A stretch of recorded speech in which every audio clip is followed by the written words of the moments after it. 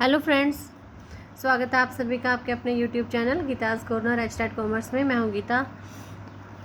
जैसे कि आपको पता है, हर वीडियो में मैं आपको करवाती हूँ 5 क्वेश्चन। आज मैं लेकर आई हूँ 2018 वाले पेपर के लास्ट के 5 क्वेश्चन। आज हमारा पेपर पूरा हो जाएगा। पूरे पेपर में हमने 12 वीडियो बनाई है क्योंकि 60 क्वेश्चन आते हैं, तो हर वीडियो में 5 क्वेश्चन करें। ये हमारी 60 क्वेश्चन जो आज कवर अप हो जाएंगे। ठीक है, अगर आपने पहले वाली वीडियोज़ नहीं देखे तो प्लीज़ आप उन्हें देख लें ताकि आपको पूरा पेपर कवर हो जाए और आप अपने आने वाले एचटेट एग्ज़ाम की बहुत अच्छे से तैयारी कर सकें। अब मैं जैसे कि हर वीडियो में बताती हूँ, ये जो क्वेश्चन है वो सिर्फ एचटेट के लिए नहीं, अगर आपने स्क्रीनिंग के लिए तैयारी करें तो स्क्रीनिंग में भी बहुत ही आपकी हेल्प करेंगे, और नेट के पेपर की अगर आप तैयारी करें तो वहाँ पर भी आपकी हेल्प करेंगे। ठीक है, तो चलिए करते हैं आज का क्वेश्चन। ये वीडियोज़ को प्लीज़ ज़्यादा से ज़्यादा शेयर करें। अगर आप चैनल पर नहीं हैं तो सब्सक्राइब करें, क्योंकि आप खुद देखोगे कि आपको कितना फ़ायदा होने वाला है मेरे साथ जुड़कर। ठीक है, 146 क्वेश्चन आज का। An agreement between two parties, ठीक है, दो पार्टीज के बीच का एग्रीमेंट है, to exchange a series of future cash flow. Future के जो कैश फ्लो है ना, उसको एक्सचेंज करने के लिए जो दो पार्टीज के बीच में एग्रीमेंट होता है उसे क्या कहते हैं। क्या है क्वेश्चन हमारा कि भविष्य में नकद प्रवाह की श्रृंखला का, भविष्य में फ्यूचर में नकद प्रवाह यानी कि कैश फ्लो की श्रृंखला का आदान प्रदान करने के लिए दो पक्षों के बीच हुए समझौते को क्या कहते हैं। इसको क्या कहते हैं, स्वैप। ठीक है, आंसर क्या आ जाएगा, स्वैप। इसके 4 ऑप्शन थे, एक तो स्वैप, एक है कॉन्ट्रैक्ट। कॉन्ट्रैक्ट तो इसका ऑप्शन हो ही नहीं सकता क्योंकि इसने कहा कि फ्यूचर का कैश फ्लो, क्योंकि कॉन्ट्रैक्ट में जरूरी नहीं है ना कि कैश फ्लो ही होगा। सर एक था बिल ऑफ एक्सचेंज, अब वो तो बिल था, और प्रोमाइजरी नोट भी हमारे एक बिल की तरह ही होते हैं, तो सारे ऑप्शन कैंसिल हो गए। हमारा आंसर क्या आ गया, स्वैप। स्वैप क्या होता है, देखो स्वैप का हिंदी मीनिंग होता है अदला बदली, एक के बदले दूसरी चीज़ का आदान प्रदान। Swap is a financial derivative. Financial derivative, derivative क्या होता है, derivative is a financial instrument that arise its value from an underlying asset in which two companies. Swap is a financial derivative in which two companies exchange their cash flow, दो कंपनियां जो अपने cash flow को exchange करती है। Underlying asset भी उनके बीच में होनी चाहिए। देखो जैसे कि दो कंपनियां हैं, एक ए कंपनी एक बी कंपनी। ए कंपनी ने भी एक कंपनी के शेयर खरीद रखे हैं, मान लो कि 2000 शेयर उसने खरीद रखे हैं, और बी कंपनी ने भी किसी दूसरी कंपनी के शेयर खरीद रखे हैं। अब ए कंपनी को उसमें मज़ा नहीं आ रहा जिसके उन्होंने शेयर खरीदे, और बी कंपनी को अपने शेयर में मज़ा नहीं आ रहा, तो दोनों क्या डिसीजन कर देगी, वापस में शेयर का जो है एक्सचेंज कर लेंगे। ठीक है, लेकिन जब वो एक्सचेंज करेंगे ना, तो जो वो एक्सचेंज करने वाली है उनकी वैल्यू बिल्कुल सेम होनी चाहिए, तभी वो एक्सचेंज कर पाती है। इसे स्वैप कॉन्ट्रैक्ट बोला जाता है। ठीक है, अब इसके टाइप्स क्या, टाइप्स भी आ सकते हैं पेपर में कि स्वैप के टाइप्स कौन से होते हैं। तो देखो स्वैप के टाइप कौन से होते हैं, नॉर्मली जो है 6 टाइप के बोले जाते हैं। स्वैप सबसे पहला है हमारा interest rate swap. Interest rate का स्वैप का मतलब इंटरेस्ट रेट को जब बदला बदली करती है दो कंपनी, और लेकिन जब इंटरेस्ट रेट को बदला बदली करेंगे ना, तो एक कंपनी का जो इंटरेस्ट है वो फिक्स होना चाहिए और दूसरी कंपनी का जो वो फ्लेक्सिबल होना चाहिए। तो ये क्वेश्चन आ सकता है कि जब एक कंपनी का फिक्स है दूसरी का वेरिएबल, और जब वो इसको अदला बदली करते हैं तो वो कौन सा होता है, इंटरेस्ट रेट स्वैप होता है वो। और इसमें जो फिक्स रेट होती है ना, उसे लिबोर कहा जाता है, LIBOR, लिबोर कहा जाता है। सेकंड है करेंसी स्वैप, जब करेंसी को अदला बदली होती है, ये दो कंट्रीज़ के बीच में होता है। कमोडिटी स्वैप, जब चीज़ों की अदला बदली होती है। ठीक है, डेप्ट इक्विटी स्वैप, डेप्ट के बदले इक्विटी की अदला बदली। और है हमारा क्रेडिट डिफॉल्ट स्वैप, और एक है टोटल रिटर्न स्वैप। ये हमारे 6 तरह के जो है स्वैप हो गए, नाम याद रखने हमें। इंटरेस्ट रेट सबसे ज़्यादा यूज़ किया जाता है, करेंसी, कमोडिटी और डेप्ट इक्विटी, ये ही ज़्यादा जो है चलने में आते हैं। डी क्रेडिट डिफॉल्ट स्वैप होता है नंबर 5 और नंबर 6 पे टोटल रिटर्न का स्वैप।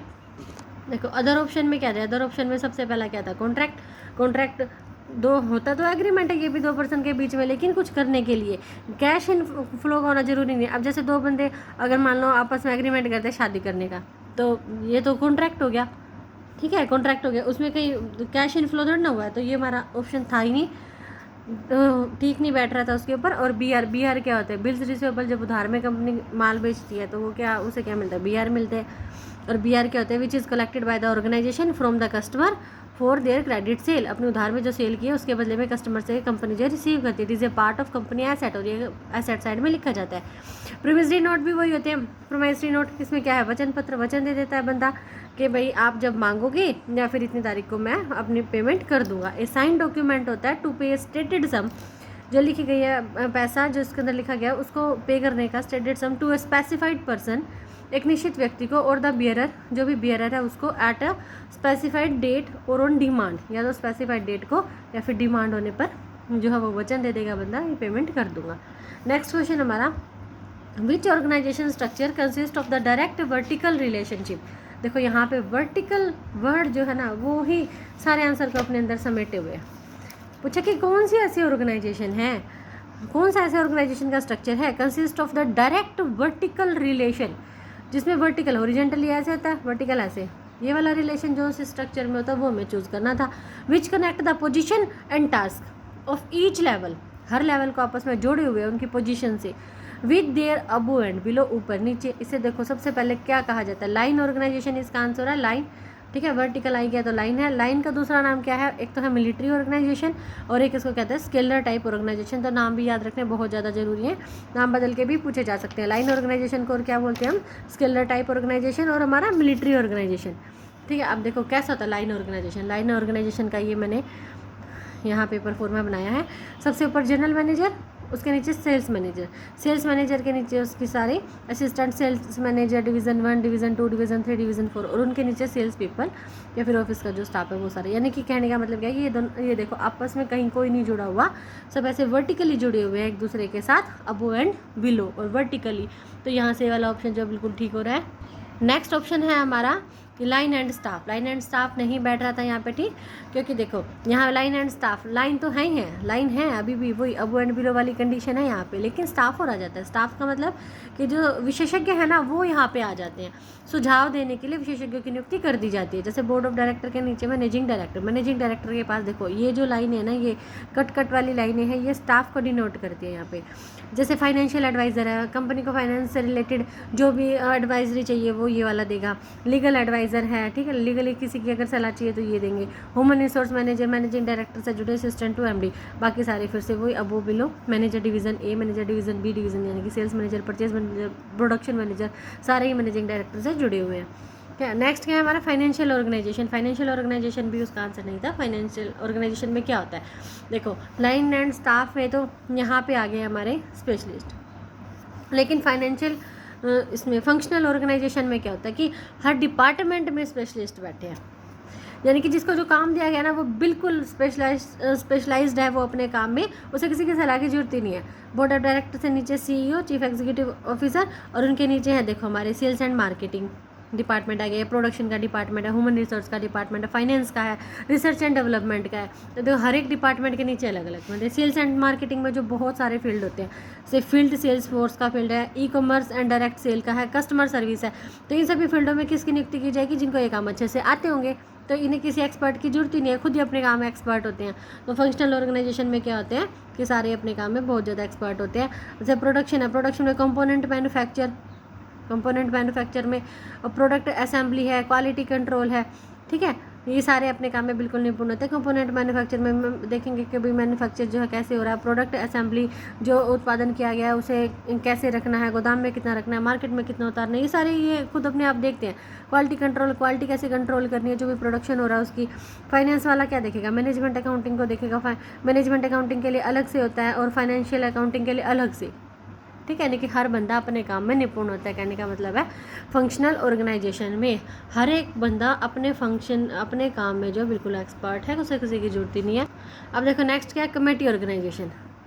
कमेटी ऑर्गेनाइजेशन क्या होती है, a committee consist of A group of people. एक कमेटी, एक समिति जो है कुछ लोगों का समूह होती है, specially design to perform some task, जो कि कुछ काम को करने के लिए इकट्ठे हुए। जैसे बोर्ड ऑफ डायरेक्टर है, ठीक है, बोर्ड ऑफ डायरेक्टर है, उनके साथ ही कौन सी कमेटी लगा दी, फाइनेंस की कमेटी और एग्जीक्यूटिव कमेटी। फाइनेंस कमेटी जो भी हमारे ऑर्गेनाइजेशन है उसके फाइनेंस के सारे डिसीजन ये वाली कमेटी के लोग करेंगे। एग्जीक्यूटिव कमेटी जितना भी काम किया जाना है, कार्यकारी अधिकारी सारे काम जो किए जाने वो ये वाली कमेटी के जो मेंबर हैं वो डिसाइड करेंगे। अब बोर्ड ऑफ डायरेक्टर के नीचे जनरल मैनेजर, यहाँ पे 2 कमेटी है, परचेज कमेटी, प्रोडक्शन कमेटी। अब परचेज वाला जो काम है वो अपर लेवल के लोग थोड़ा ना करेंगे, ये यहाँ इस लेवल पे 2 कमेटियाँ आ गई हैं। परचेज कमेटी देखेगी भाई परचेज से रिलेटेड सारे जो डिसीजन लेने हैं इस कमेटी के मेंबर देखेंगे, और प्रोडक्शन से रिलेटेड डिसीजन जो इस कमेटी के मेंबर देखेंगे। यानी कि हर काम के लिए कमेटी बना दी गई है। हमारे कमेटी ऑर्गेनाइजेशन भी जनरल मैनेजर के आगे मटेरियल मैनेजर है, प्रोडक्शन मैनेजर है, ये सारे आगे हमारे। अगला क्वेश्चन हमारा क्या है, देखो इंपॉर्टेंट है बहुत ही, कि entering foreign markets. Entering foreign markets मतलब कि विदेशी बाजारों में प्रवेश करना। By joining with foreign company, विदेश की कंपनी के साथ जुड़कर।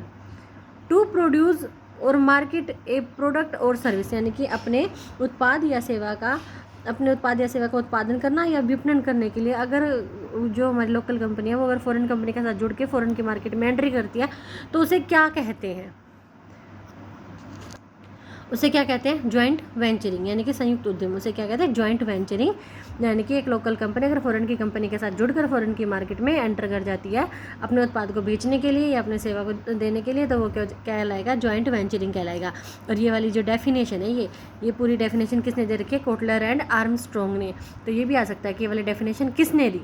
या एक क्वेश्चन में से कितने सारे क्वेश्चन निकलते हैं? डेफिनेशन किसने दी है? कोटलर एंड आर्मस्ट्रॉन्ग ने दी है।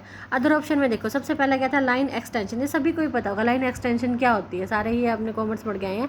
अपने लाइन में विस्तार कर देना, कि जो प्रोडक्ट मार्केट में उतार रखा है उसी में ही कोई अदर फ्लेवर ऐड करके मार्केट में उतार देना।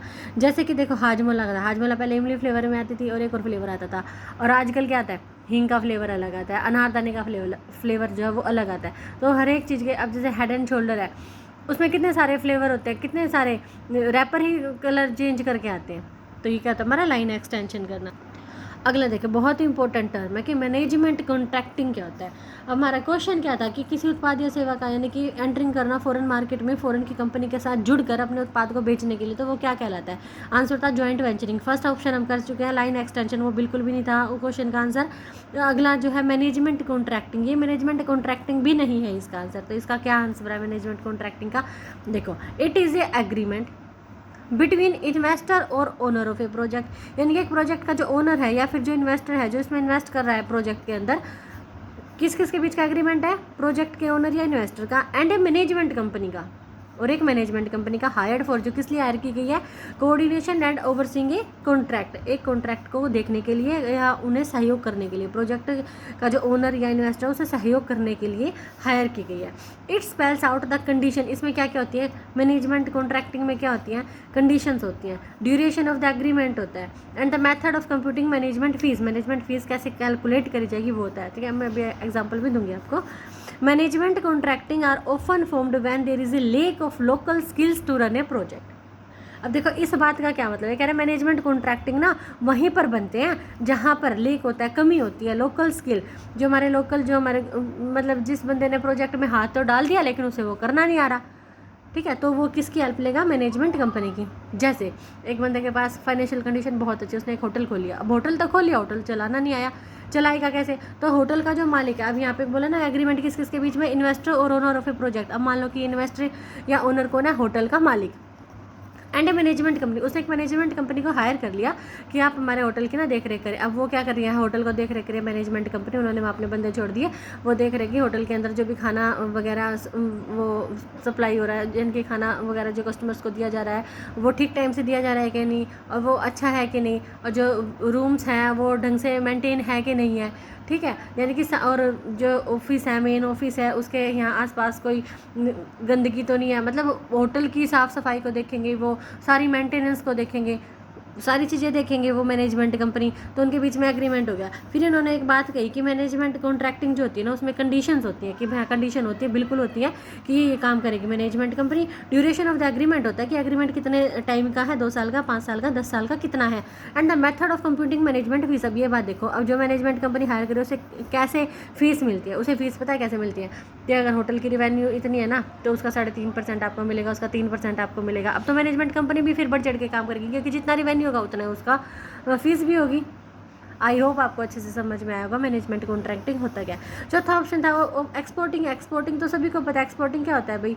माल भेजना बाहर, ठीक है, अपने देश की सीमाओं से बाहर माल भेजना एक्सपोर्टिंग होती है। इसमें किसी फॉरेन कंपनी के साथ मिलकर काम करने की ज़रूरत ही नहीं थी, तो ये वाला ऑप्शन भी हमारा नहीं हो रहा था।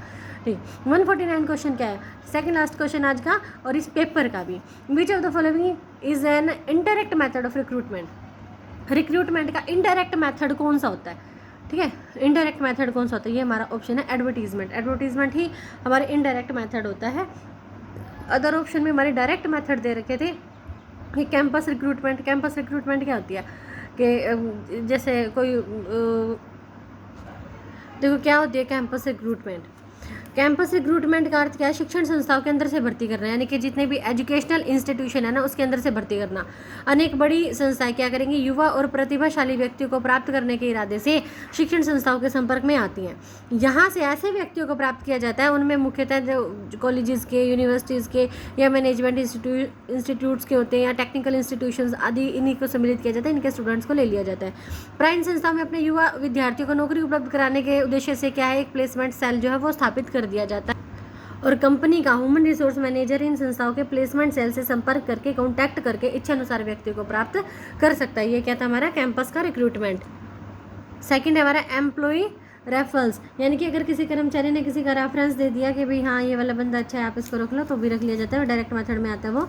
और एम्प्लॉयमेंट एक्सचेंज भी हमारे डायरेक्ट मेथड में आते हैं। नेक्स्ट क्वेश्चन है, लास्ट क्वेश्चन आज का, the expected return on an investment. Expected return on an investment, एक इन्वेस्टमेंट के ऊपर जितना हमने अनुमान लगाया कितना हमें रिटर्न होगा, उसमें से अगर मैं लेस कर दूँ रिस्क फ्री रेट तो वो क्या कहलाएगा? देखो ये है ना, किसका है हमारा फॉर्मूला है ये रिस्क प्रीमियम का। रिस्क प्रीमियम का फॉर्मूला होता है expected return on an investment में से अगर रिस्क फ्री रेट को लेस कर दिया जाए तो वो क्या आ जाएगा? रिस्क प्रीमियम आ जाएगा। ठीक है, रिस्क प्रीमियम का फॉर्मूला है expected return on an investment minus में रिस्क फ्री रेट। अब क्वेश्चन में वही वाला जो है वो ऑप्शन जो ठीक हो रहा था क्योंकि वो उसका फॉर्मूला था। अदर ऑप्शन में देखिए रिस्क फ्री एसेट। देखो रिस्क फ्री एसेट कौन सी होती है? ऐसी एसेट जिसके ऊपर कोई रिस्क ही नहीं है, that has a certain future return and not possibility of loss, loss की कोई पॉसिबिलिटी ही नहीं है और फ्यूचर में जो है इससे पूरा रिटर्न हमें मिलेगा। इसका सबसे बड़ा एग्जांपल क्या है? हमारे ट्रेजरी बिल्स। नेक्स्ट क्या है? Sales risk. सेल्स रिस्क क्या होता है? सेल्स रिस्क में रिजल्ट इन सेल्स फेलियर्स। इन सेल्स रिस्क कब आ जाएगा? जब पता लगे कि बाजार में जो बेचने के लिए माल उतारा है वहाँ पर बिक ही नहीं रहा। It can significantly affect the reported financial performance, और जो कंपनी की फाइनेंशियल परफॉर्मेंस को बिल्कुल ही अफेक्ट कर देता है। रिस्क गवर्नेंस क्या होता है? देखो रिस्क गवर्नेंस क्या होता है कि अपने जो कंपनी में रिस्क है ना उसे कम से कम करने की कोशिश करना। रिस्क गवर्नेंस में बिजनेस से रिलेटेड रिस्क है जो उसके संबंध में डिसीजन लिए जाते हैं, लागू भी किए जाते हैं और रिस्क को कम से कम करने की कोशिश की जाती है। तो फ्रेंड्स आज के थे मेरे 5 क्वेश्चन। आई होप आपको अच्छे से समझ में आए होंगे। प्लीज़ अगर आपको समझ में आए हैं तो प्लीज़ हमें वीडियो को लाइक करें, कमेंट करें, शेयर करें, ज़्यादा से ज़्यादा सब्सक्राइब करें। अगर आप चैनल पे नए हैं तो साथ में लगे बेल आइकन को भी ज़रूर प्रेस करें ताकि हर आने वाली वीडियो की नोटिफिकेशन आपको टाइम पे मिल जाए। प्लीज़ वीडियोस को शेयर करें ज़्यादा से ज़्यादा। नेक्स्ट वीडियो तक बाय बाय।